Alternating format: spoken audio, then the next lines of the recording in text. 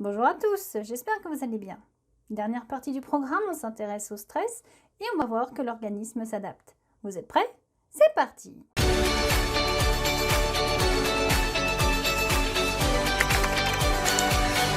Le mot stress vient du latin stringere qui signifie étreindre, serrer, blesser, offenser. Il existait déjà dans la langue anglaise au XVIIe siècle et exprimait les difficultés de la vie, souffrance, privation, adversité. Ce concept est repris dans la métallurgie au XVIIIe siècle pour désigner une tension, un stress, qui peut se transformer en déformation, strain, sous l'effet d'une force extérieure. Si la contrainte exercée sur les métaux conduit à leur déformation, l'être humain, soumis à une contrainte, à une tension de la vie, peut également subir une modification du fonctionnement de son organisme. Le terme est donc repris par le milieu médical. Le stress biologique est défini comme un état réactionnel de l'organisme soumis à une agression brusque. Cette définition implique donc au moins 3 étapes.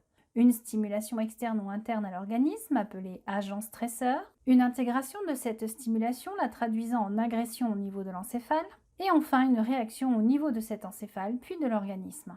Le système nerveux est donc impliqué dans ces mécanismes physiologiques et interagit avec les autres systèmes biologiques de l'organisme. Il s'agit d'une réponse ponctuelle et normale de l'organisme que l'on appelle stress aigu et qui permet un comportement approprié à une situation.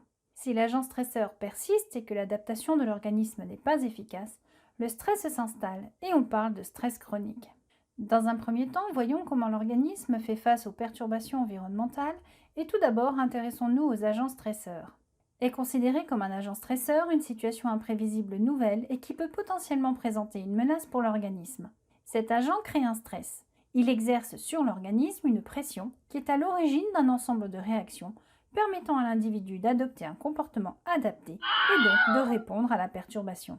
Une perturbation de l'environnement peut donc constituer un agent stresseur. Prenons l'exemple d'un guépard qui, au détour d'un arbre, se retrouve face à une gazelle. Pour le guépard, l'agent stresseur, c'est la gazelle. Une proie est en vue et la laisser s'enfuir correspondrait à une perte en ressources énergétiques, diminuant ainsi ses chances de survie. Pour la gazelle, l'agent stresseur, c'est le guépard. Ne pas s'enfuir annulerait clairement ses chances de survie. Ainsi, dans les deux cas, la réponse comportementale à l'agent stresseur augmente les chances de survie de l'individu en état de stress. Il y a 2 catégories d'agents stresseurs. Les agents stresseurs physiques, qui occasionnent une contrainte sur l'organisme, comme l'hypoglycémie, une hémorragie, la chaleur, le froid, l'humidité, la douleur, la pollution, et des agents stresseurs psychologiques ou émotionnels, qui correspondent à des situations interprétées de manière innée ou suite à une expérience personnelle, comme dangereuses pour l'individu. Ce sont par exemple des congénères agressifs, des changements fréquents d'environnement, des contraintes diverses, un faible support social, un examen ou encore un harcèlement. Voyons maintenant quelles sont les manifestations du stress aigu. L'état de stress a été décrit pour la première fois par Hans Selye. Ce médecin-chercheur endocrinologue à l'Institut de médecine et de chirurgie de Montréal voulait mettre en évidence une nouvelle hormone sexuelle en injectant des extraits d'ovaires à des rats. Sur 3 groupes de rats, il a créé un lot témoin, un lot test numéro 1 à qui on injecte des extraits ovariens et un lot test numéro 2 qui reçoit un placebo. Il ne trouva pas trace d'une nouvelle hormone sexuelle, mais remarqua dans le lot test numéro 1 une hypertrophie des glandes surrénales, une diminution du volume du thymus et des ulcères à l'estomac. Il remarqua les mêmes symptômes chez d'autres rats de laboratoire soumis à des tests différents. Il comprit qu'il existait une réaction non spécifique du corps à n'importe quelle agression. Il définit ainsi le syndrome général d'adaptation. C'est selon lui un ensemble de symptômes non spécifiques qui se manifestent quel que soit l'agent stresseur et qui viennent s'ajouter aux symptômes spécifiques de l'agression qui peuvent être des signes infectieux, un traumatisme, etc. Ce syndrome concerne l'ensemble des organes, d'où le terme de général. Selye a ensuite emprunté le terme de stress à la métallurgie dans les années 40. Le modèle de Selye comprend 3 phases où l'organisme répond à des agressions. Tout d'abord, la phase d'alarme. L'organisme réagit à un agent stresseur auquel il n'est pas adapté. Cette phase comprend une phase choc, un état de surprise, pendant laquelle le cerveau analyse et intègre les informations, puis une phase de contre-choc, dite aussi phase de réaction, en réponse à la phase choc, où le corps se prépare à fuir ou à se défendre. Vient ensuite la phase de résistance, où l'organisme s'adapte à l'agent stresseur en adoptant un comportement de fuite ou de combat. S'ensuit la phase d'épuisement, où l'organisme a atteint son seuil de mobilisation maximale. Il n'est plus capable de faire face à l'agent stresseur. Cette dernière phase n'est pas systématique. En effet, La phase de résistance peut et doit permettre à l'organisme de s'en sortir et de revenir à un état d'équilibre homéostasique. On parle de résilience. Vous savez, ce terme dont vous avez déjà parlé en écologie, quand vous parlez de la résilience d'un écosystème qui, après une perturbation type incendie, revient à un fonctionnement normal après quelque temps. Je vous rappelle que l'homéostasie correspond à un état d'équilibre du milieu intérieur. Ainsi, si un organisme est perturbé par un agent stresseur, il va y avoir une augmentation de son métabolisme et à la disparition de l'agent stresseur, tout revient à l'équilibre.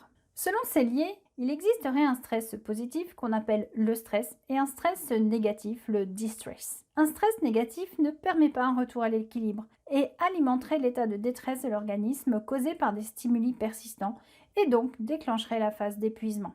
Il est possible de voir un stress positif se transformer en stress négatif quand toutes les ressources sont épuisées et que le corps présente un état de fatigue intense. Le stress est donc un état reflétant une perturbation de l'homéostasie physique ou psychique et qui est induit chez un sujet par l'agent stresseur. La réponse à l'agent stresseur est une réponse non spécifique, stéréotypée, correspondant à des variations de paramètres physiologiques permettant de mobiliser des ressources pour s'opposer à la perturbation. Les réactions physiques immédiates et associées à une préparation pour une action musculaire violente sont les suivantes. Accélération du rythme cardiaque et de la respiration, constriction des vaisseaux sanguins dans plusieurs parties du corps non essentielles et dilatation des vaisseaux sanguins des muscles, dilatation de la pupille pour accentuer la vision fine, et vision tunnelisée, c'est-à-dire une perte de la vision périphérique, ce qui permet de concentrer l'attention sur la source du danger. On peut observer une piloérection, c'est-à-dire une chair de poule, qui permet de conserver la chaleur nécessaire à l'activation rapide des muscles. On va avoir également une mobilisation des réserves énergétiques, particulièrement les lipides et les glucides, pour permettre une action musculaire. On va observer une accélération instantanée des réflexes, des tremblements qui correspondent à une augmentation du tonus musculaire pour préparer les muscles à une contraction violente, une inhibition de la glande lacrymale responsable de la production des larmes et de la salivation. On va observer également une inhibition de l'estomac et de l'intestin, à un point tel que la digestion ralentit, voire même s'arrête. Et enfin, il va y avoir un effet général sur les sphincters du corps, diminution de l'envie d'uriner ou de déféquer, parce que disons-le clairement, ce n'est pas le moment. Tous ces symptômes ne sont pas forcément présents. Une phase de conscience intensifiée durant laquelle chaque individu interprète la situation permettra de développer tel ou tel symptôme en fonction du choix adopté de fuite ou de combat. Intéressons-nous maintenant au mécanisme physiologique de la phase d'alarme. Et dans un premier temps, voyons que cette phase est une réaction rapide initiée par le système nerveux. Le système nerveux est constitué du système nerveux central, doté de deux centres nerveux, l'encéphale et la moelle épinière, et du système nerveux périphérique, constitué des nerfs connectés à des organes. Les stimuli de l'agent stresseur donnent naissance à des messages nerveux sensitifs transportés soit par les nerfs sensitifs viscéraux en cas de perturbation interne, soit par les neurones sensitifs somatiques, c'est-à-dire les nerfs qui proviennent du corps, hormis des viscères. Les messages nerveux sensitifs arrivent ensuite à l'encéphale et sont analysés par un système appelé le système limbique, dont nous détaillerons le fonctionnement plus tard. Chez le rongeur, la présence d'un prédateur comme le chat déclenche un état de stress et un comportement défensif, même si l'animal n'a jamais croisé de prédateur. Suite à l'exposition à ce prédateur, au niveau cérébral, on observe au niveau de l'hypothalamus une augmentation du nombre de facteurs de transcription, indiquant une hyperactivité des neurones hypothalamiques. En effet, l'hypothalamus communique par voie nerveuse avec les viscères en utilisant le système nerveux autonome impliqué dans le fonctionnement automatique et involontaire de l'organisme. Ce système nerveux autonome se subdivise en deux sous-systèmes présentant des actions antagonistes et innervant tous deux les viscères, les systèmes sympathiques et parasympathiques. Ces deux systèmes ne sont pas organisés de manière identique. Intéressons-nous dans un premier temps au système parasympathique. Les nerfs du système nerveux autonome parasympathique sont issus des parties crâniennes et sacrées de la moelle épinière. Les nerfs issus de la zone sacrée sont les nerfs pelviens. Le seul nerf contrôlant les viscères et issu de la partie crânienne est le nerf 10 que l'on appelle également le nerf vague. Les neurones des nerfs parasympathiques prennent naissance dans la substance grise de la moelle épinière. On les qualifie de neurones préganglionnaires. Pourquoi ? Parce qu'ils vont se terminer dans un ganglion. Ce ganglion peut être situé très proche de l'organe cible ou alors situé carrément dans l'organe cible. Au départ des ganglions, on observe donc des neurones postganglionnaires. Le neurotransmetteur des synapses ganglionnaires dans le système parasympathique, c'est de l'acétylcholine qui va se fixer sur un récepteur ionotrope de type nicotinique excitateur. Au niveau du ganglion part donc le neurone postganglionnaire qui fait synapse avec les cellules effectrices de l'organe. À ce niveau-là, le neurotransmetteur, c'est encore de l'acétylcholine. Par contre, cette fois, le récepteur sera de type métabotrope muscarinique, généralement de type inhibiteur. Les nerfs du système nerveux autonome parasympathique sont impliqués dans une réponse générale de relaxation, car son rôle principal, c'est de réduire la consommation d'énergie. Il va abaisser le rythme cardiaque, le rythme respiratoire, il va abaisser la pression artérielle, tout en accomplissant les activités basales mais vitales qui sont la digestion et l'élimination des déchets. Ce système n'est donc pas mobilisé par l'hypothalamus en cas de présence d'un agent stresseur. Intéressons-nous maintenant au système sympathique. Et lui, il est beaucoup plus sympathique, car grâce à lui, nous allons pouvoir avoir une activité assez intense. Le système nerveux autonome sympathique présente de très nombreuses voies nerveuses qui partent des segments thoraciques et lombaires de la moelle épinière. Les neurones du système nerveux autonome sympathique ont leur corps cellulaire situé dans les cornes latérales de la substance grise de la moelle épinière. Leurs axones empruntent la partie initiale des nerfs rachidiens qu'ils quittent au niveau de rameaux communicants pour rejoindre ce qu'on appelle des troncs sympathiques. Ces troncs sympathiques sont en réalité des chaînes de ganglions situées de part et d'autre de la moelle épinière. On parle de chaînes de ganglions paravertébraux parce qu'ils sont accolés aux vertèbres. Les axones préganglionnaires, appartenant à la chaîne neuronale destinée à contrôler le cœur et les poumons, font un relais au niveau du tronc sympathique. Le neurone postganglionnaire va ensuite directement innerver le cœur ou le poumon. Les axones préganglionnaires, appartenant à la chaîne neuronale destinée à contrôler les appareils digestifs, urinaires et reproducteurs, ne font pas de relais au niveau du tronc synaptique. Ils empruntent des nerfs dits nerfs splanchniques et vont faire un relais dans des ganglions dits prévertébraux. Ces ganglions sont situés bien avant les organes cibles, on les voit très bien ici. Le neurotransmetteur au niveau des synapses ganglionnaires, c'est l'acétylcholine. Elle va se fixer sur un récepteur ionotrope de type nicotinique du neurone postganglionnaire. Les neurones postganglionnaires sympathiques sont donc plus longs que les neurones postganglionnaires parasympathiques. Ils se connectent aux viscères et modifient l'activité de ceux-ci en cas d'influx nerveux. Le neurotransmetteur libéré au niveau des organes, c'est la noradrénaline, se fixant sur un récepteur métabotrope adrénergique excitateur. La fixation du neurotransmetteur sur les cellules effectrices du cœur va provoquer une accélération du rythme cardiaque, une vasoconstriction des vaisseaux et donc une augmentation de la pression artérielle. D'autres viscères sont activés par ce système sympathique. Le foie va activer la glycogénolyse, augmentant la glycémie. Les bronchioles vont se dilater et la fréquence respiratoire va augmenter. Le système nerveux autonome sympathique est donc impliqué dans une réponse générale d'excitation.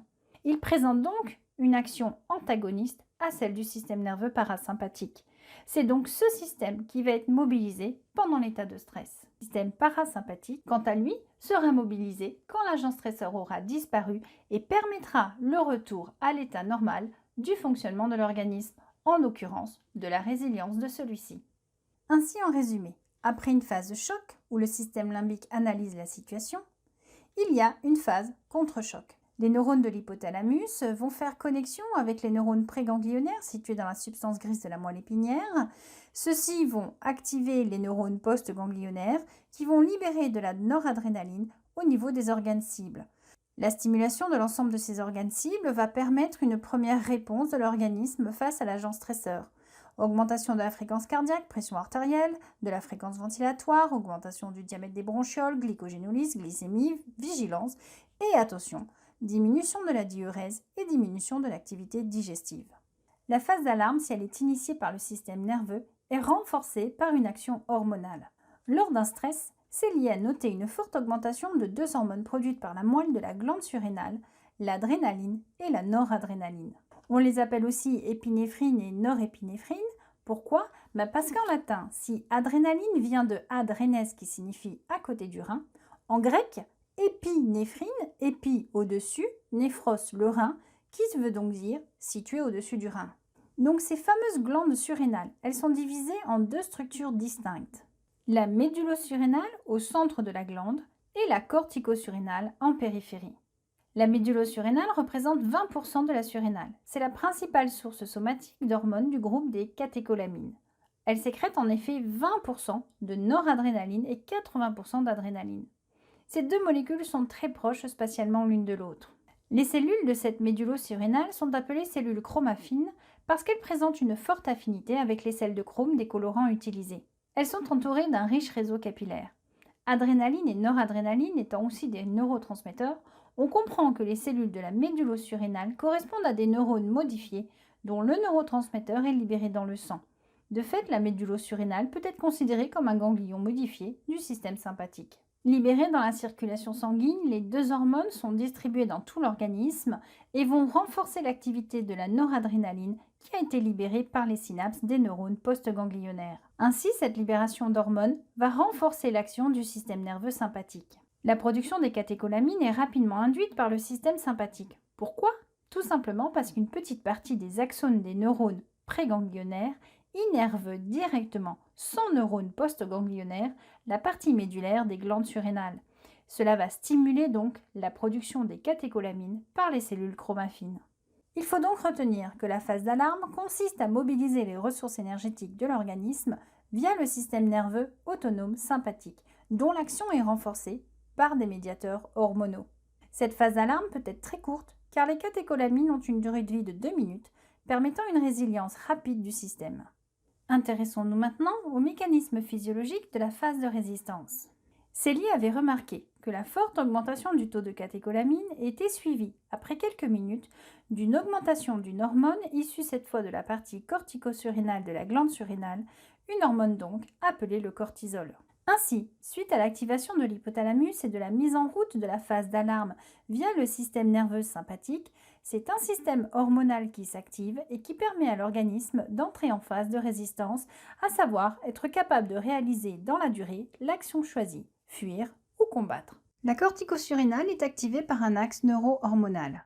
L'étude des taux d'hormones plasmatiques, quelques minutes après une phase d'alarme, montre une forte corrélation entre l'évolution de la production d'hormones corticosurrénaliennes, ici en orange, et l'évolution de la production d'une hormone hypophysaire, ici en bleu, l'ACTH. Le pic de production d'ACTH précède systématiquement le pic de cette hormone corticosurrénalienne qu'est le cortisol. On peut donc en déduire que l'hormone ACTH produite par l'hypophyse agit sur la corticosurrénale et induit la production de cortisol. L'hypophyse est située juste en dessous de l'hypothalamus, duquel elle reçoit des afférences, c'est-à-dire des axones. L'hypophyse est aussi appelée glande pituitaire et se divise en deux parties. L'hypophyse postérieure, qui est une hypophyse nerveuse, et l'hypophyse antérieure, qui est une hypophyse produisant des hormones que l'on appelle également l'adénohypophyse.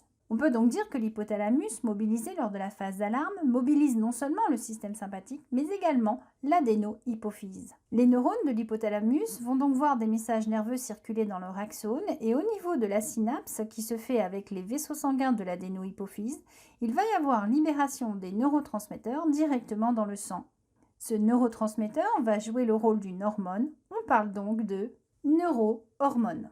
Cette neurohormone est appelée une corticolibérine, ou CRH pour Corticotropin Releasing Hormone. Cette hormone CRH va se fixer sur les récepteurs des cellules de l'adénohypophyse et provoquer par l'intermédiaire d'un messager secondaire, l'ACTH, la libération d'hormones corticosurrénaliennes, c'est-à-dire des hormones produites par la corticosurrénale. On parle d'axe hypothalamo-hypophyso-cortiso-surrénalien ou HHC. Ou aussi axe corticotrope. Comme il s'agit d'un système hormonal, il va falloir plusieurs heures pour que ces effets se manifestent. Intéressons-nous maintenant à l'action des hormones corticosurrénaliennes.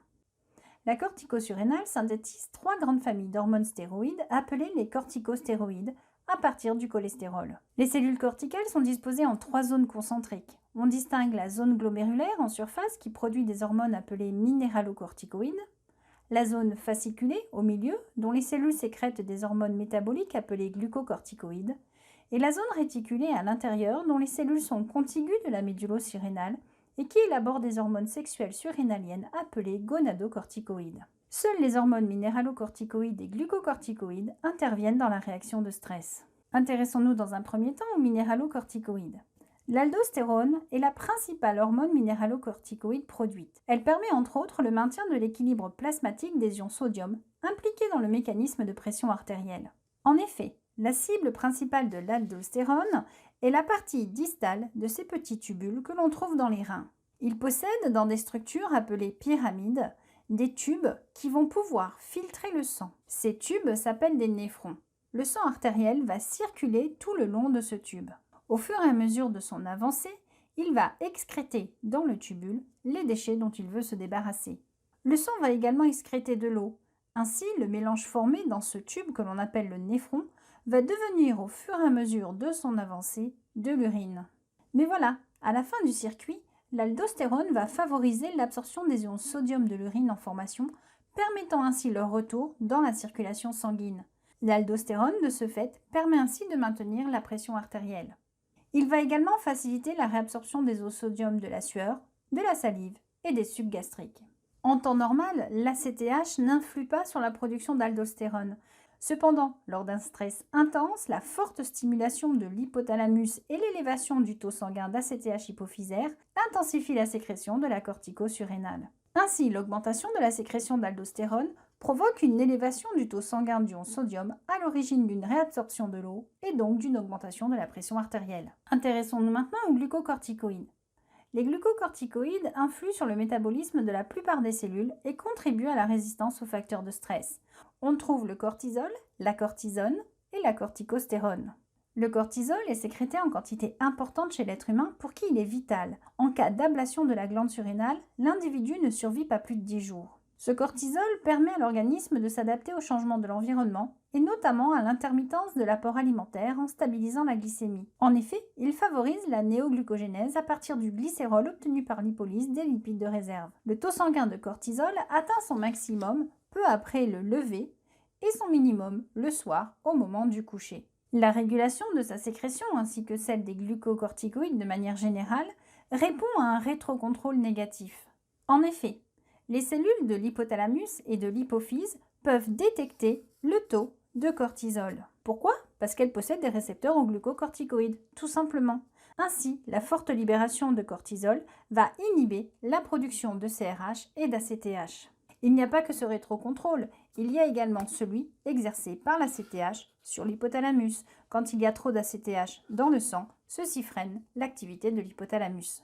Ainsi, par ces boucles de rétrocontrôle négatif, l'organisme peut réduire et ramener à une valeur basale les concentrations sanguines de cortisol.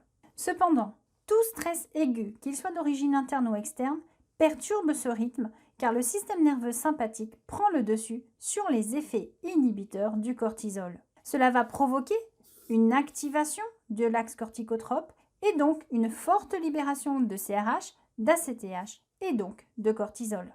Quand l'agent stresseur disparaît, le rétrocontrôle négatif reprend du service et permet à l'organisme de revenir à un état de repos. C'est la résilience. Donc en résumé, suite à la phase d'alarme avec activation par le système sympathique, il y a renforcement de la phase d'alarme par la phase de résistance avec libération de cortisol qui va agir sur la néoglucogénèse, augmentant la glycémie et diminuer la réaction inflammatoire.